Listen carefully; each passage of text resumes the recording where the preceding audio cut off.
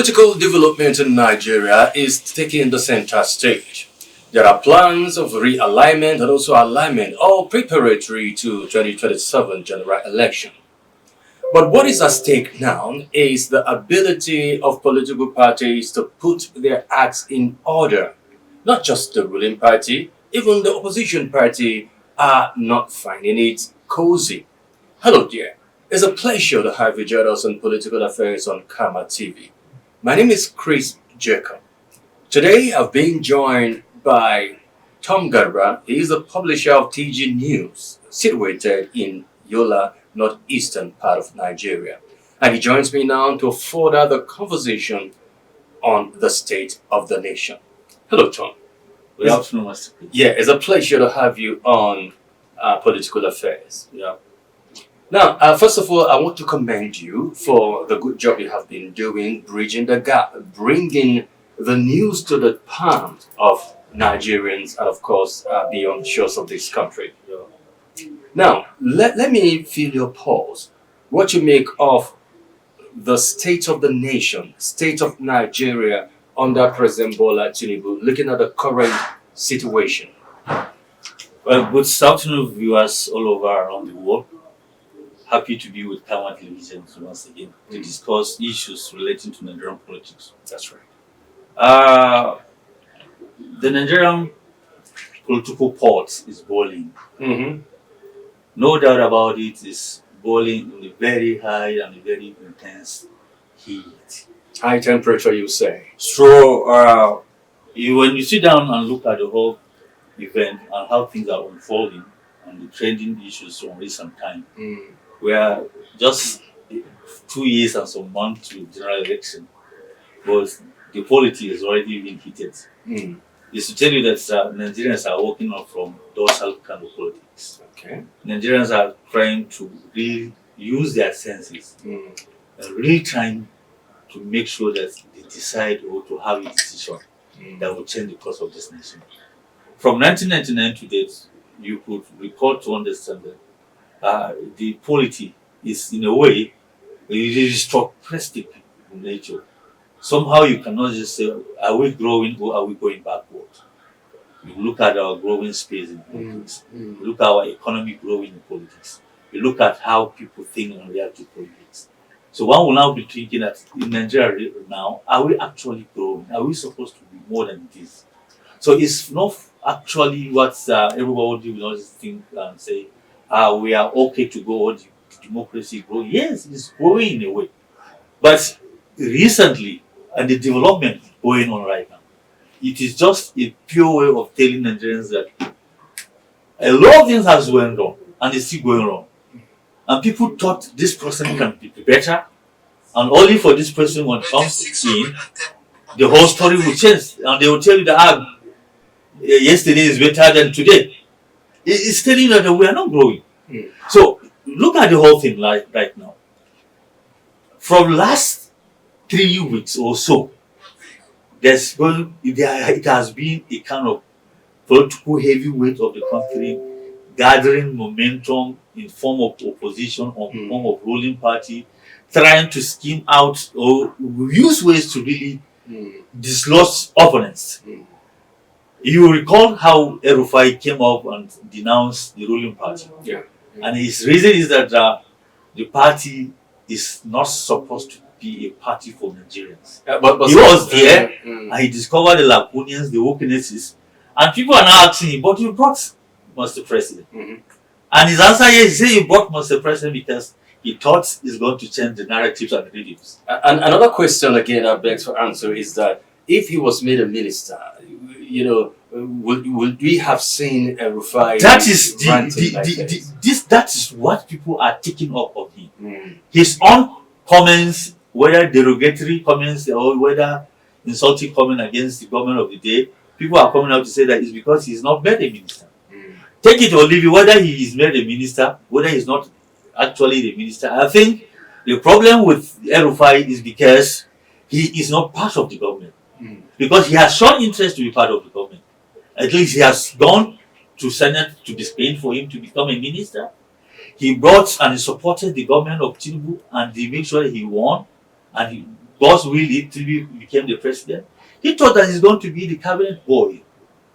But all is turned up to his surprise. And what could happen to, he's now accusing blames here and there, pointing out this person is the problem, saying the president does not want him, and this is why he left the party because he is not a party for Nigeria. But let me ask you, Tom, as a journalist, I know you have published news in recent times that has to do with the economy. And it is unusual to see that food items, drop particularly during Ramadan period. And we have seen drastically that bags of rice, grains generally have dropped. And could that be attributed to, the effort that President Bola Ahmed Tinubu has put in place to see that he ameliorates, the suffering occasioned perhaps by the fuel subsidy removal? I believe when you're solving a problem, solve it from the roots cause of it. Don't solve a problem from the periphery. It's like you are suffering from stomach ache and the headache is disturbing you, and you went and take Panadol and therapy trying to solve the problem. I don't think you're now trying to be well. So what we are seeing in Nigeria is to me, is in a simple economy. You understand that what is happening is it's just an immediate solution to impress Nigerians that we can change a sort of a narrative. Do you see that as a temporal? It is just a temporal because there are no measures. Which measure did they have on ground to make sure that this stability or these subsidized prices of commodities remain a lasting one? If you want to know very well, still if a bag of maize is still around 35,000-40,000 naira, is a far fetch from a common man in the street. If a bag of rice that used to be 7,500 is now selling from 100, is now maybe you get it at around of 80 or 75, it is still something very high and exorbitant for a common man in the street. If you can go buy a sachet of milk that you used to buy 25-30 naira, now you are buying it 150, it's still a very far-fetched commodity for the common man. So if we cannot buy a bag of rice, a bag of maize at the cost of 15,000-20,000 naira, my brother, the economy is not palatable for this country. Is it that the situation is getting to a state where the rich are getting richer and the poor are getting poorer? In this country, it's not even the rich are getting rich, even the rich are complaining. Even the poor are complaining. So everybody is crying. The rich are also crying in this. But let me also ask you, former President Olusegun Obasanjo, of course, you know him for being a letter writer because he writes all the time. And recently, he made a statement that has sparked a little bit of conversation, as regard to the Lagos-Calabar Coastal Road. He said it's waste of money as well, corruption, is a way to embezzle and milk Nigeria out of, what is possible. The all authoritarian Nigeria, and respect that, 88 recently. You should know that man cannot just sit down and be lying because he's looking for food.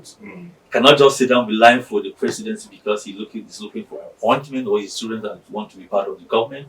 And you know him over time. Even when he's a president, he is just a blunt president we ever had. So the man is just trying to tell Nigerians that coastal road from Calabar to Lagos Calabar Road, it is just a milking cow for some certain politician in this country. It's happening in this part of the country. You know, and we are aware, this Yola Gombe Road, Yola Mubi Road, it has the same Obasanjo, he has given that contract over 7 times. It is a road that has been long completed. But I want to tell you, still up to now, this road is under construction. So some people will sit down somewhere, corner a particular project, and turn it to be their own property where they can be milking it. And I think he's exposed it to tell Nigerians that it is not what we want. It is not what we should be telling, or they should be telling Nigeria that they have invested. But that also those money should be channeled somewhere else for the But that also attracted backlash because even the Honorable Minister for Works, Dave Umahi, responded to the issues raised by former President Olusegun Obasanjo as regard to it is waste. What was his response? He said he cannot say it's waste and he cannot say it is corruption. It is then he is sitting there as a minister, and he can. What do you expect him to say? He's sitting there as a minister to tell Nigerians that they are doing a work. Okay. Possibly, I will excuse him because maybe in his own tenure as a minister, and he has given the contract to a company.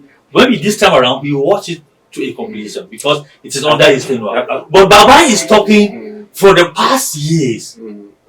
What has happened to the roads? How many contracts was it? All right, Mr. Tom, I would like to catch your breath, but of course, ponder on this. The security situation before now, particularly in the northwestern part of this country, has been very, very, discouraging in such a way that lives and properties have been destroyed, people have been abducted, schools closed. Shehu Sani affirmed that the security situation is improving under President Bola Ahmed Tinubu. We'll take a short break, but we'll talk to these issues after this time. I'll just catch a break. All right, you're watching Political Affairs on Karma TV. Let's take a short break. We'll be back in a moment. Join us again.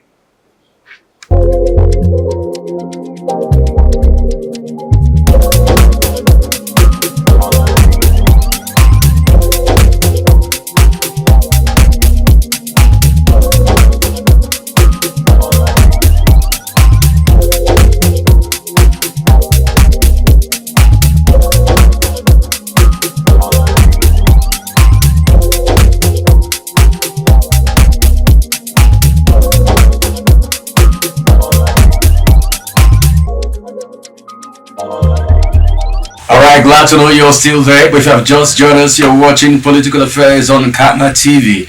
I have been speaking with Tom Garba. He's a publisher at TG News that is based here in Yola, northeastern Nigeria. Now, Tom, before the break, I brought an issue that has to do with security. Now, I'm coining from what Senator Shehu Sani said, that under President Tinubu, security situation has improved, and no doubt about it. Yes. So, but what do you make of it? You see, sometimes politicians take advantage of security situation in the country to propagate another campaign strategy. You can recall the mantra that brought APC to power in 2015 is a change, isn't it? And they used the security situation as a den under former President Jonathan. And disrupted the PDP government. Absolutely. Yeah. So are we likely to see a repeat of this, or what Senator Shehu Sani has said, attributing it to the ability of this administration to quell it and nip it on the board? Yeah, I will not like this one with the previous experiences of our insecurity challenges. And the security threat then was more of a formidable one, was a kind of international conspiracy, so to say, was in the behavior of it. And then it was a kind of some politicians, some stakeholders, even in the area of security in the country, they are part of the whole game plan. You understand? So over years, strategy and tactics from all concerned citizens, international and worldwide, they begin to look at it from another direction. And the direction, I think, is what this government is now using to make sure that they solve the problem.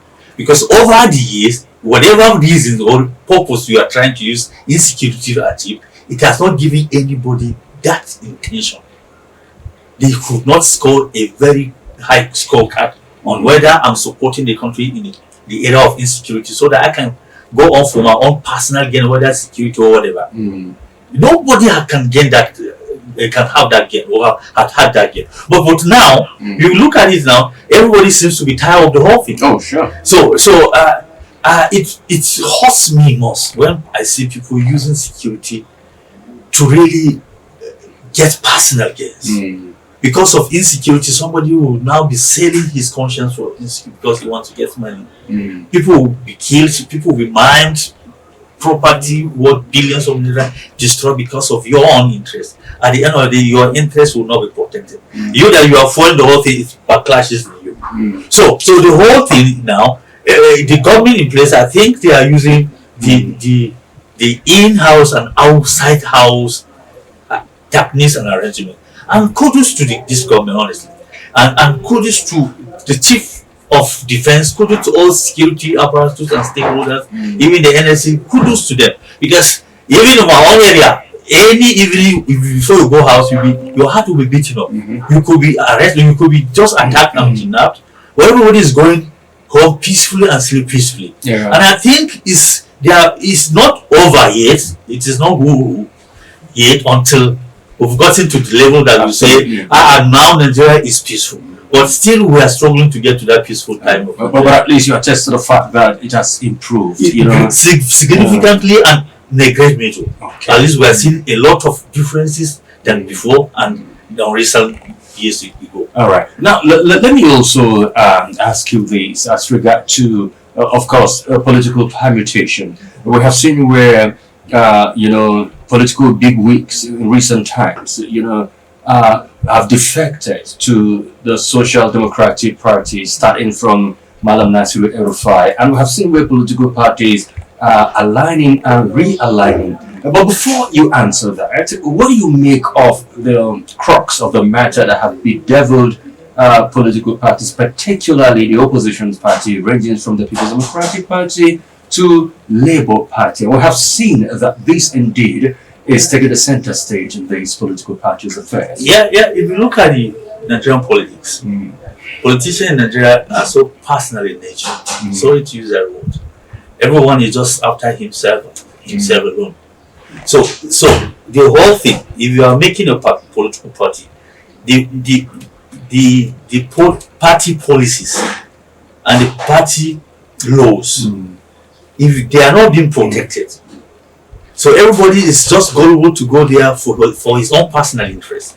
So when your interest is not covered or protected, you feel aggrieved. Somebody say until we get it right, because no political party in Nigeria is ideologically based. That is the point I'm talking. There's no ideology. Party ideology is zero in Nigeria. Personal ideology, when you are a politician, when you say yes, let your yes be yes. If you say no, let your no be no. I am in this party, I remain here. Yeah. But in Nigeria, you hardly see a politician like that. Is that why you say it's based on selfish interest? It is purely on selfish interest. In other countries like America, they only have two political parties. It's either you are in order, let me say, two strong political parties. Because there are, you understand, Democrat and Republican. But these parties have been ruling. So it's either you are a Republican or Democrat to be a president of America. So we try to see that in Nigeria. It happened a year back, 1993, when we had the NRC and the SDP. But it couldn't work. But is two-party system healthy for Nigerian politics? The two-party system, in a way, one can equally say it will not be healthy based on our nature. Everyone is like, we are now Oliver Twist. If we have our time, we'll just trample on anybody and do whatever we want to do, and nobody can say anything. But I think what is happening in the country is to tell you that Nigerians and politicians in Nigeria are not comfortable with the APC now. Some of them are not comfortable with the PDP. Some of them are not comfortable even with the Labour. Imagine the Labour that was dormant so many years. Last election, with their presidential candidate, Peter Obi, the party became a strong force. Yeah, it became like a third So force. people thought the party would sustain the tempo of that strength. Only for this time around, crisis erupted in the party. And that is exactly what Malam Nasiru El-Rufai said. He accused the ruling All Progressive Congress under the leadership of Bola Ahmed Tinubu that this administration indeed was responsible for the crisis that is brewed in the Labour Party, perhaps because of the fear of the uncertainty. Whatever it is, or whatever he will be saying, he was in the APC. He knows of all this plan. You understand? That is to tell you that we don't have good politicians in this country. He knew that the APC were the game planner to destroy the Labour Party. He knows. Maybe he's even the number one planner. I don't know. For him to say all these things. But what we are saying, must we continue like this, that a politician will not remain in the party?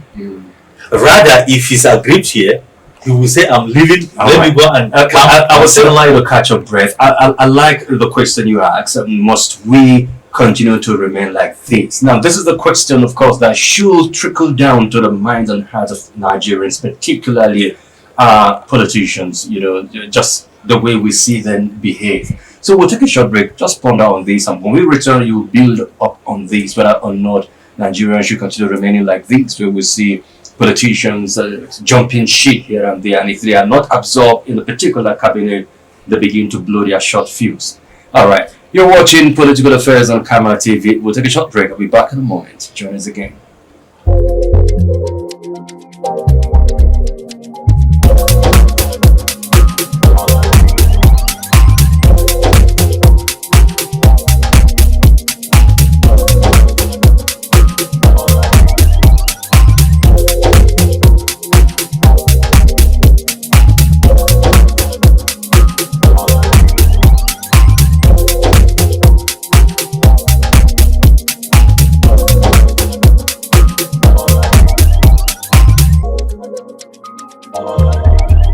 Alright, glad to know you're still there. But if you have just tuned in, you're watching Political Affairs on Camera TV. I've been speaking with Tom Garba. He's a publisher at TG News based here in Yola, Northeast Nigeria.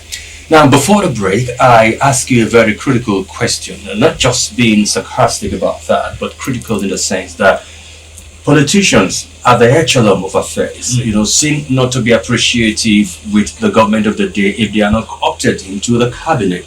Now, we've also seen and heard Malam Nasiru El-Rufai talked about this administration being responsible to the crisis that have been brewed in the Labour Party, and also seeing that happen so in the People's Democratic Party.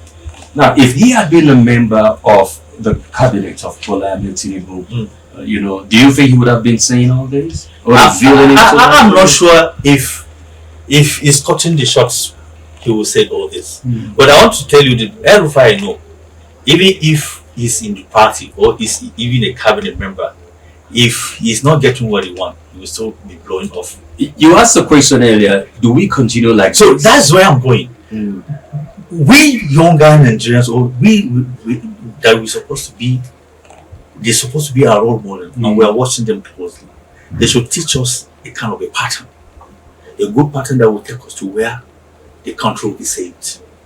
Are we supposed to be seeing them making this noise and messing the countries in our own very presence because of their own personal interest?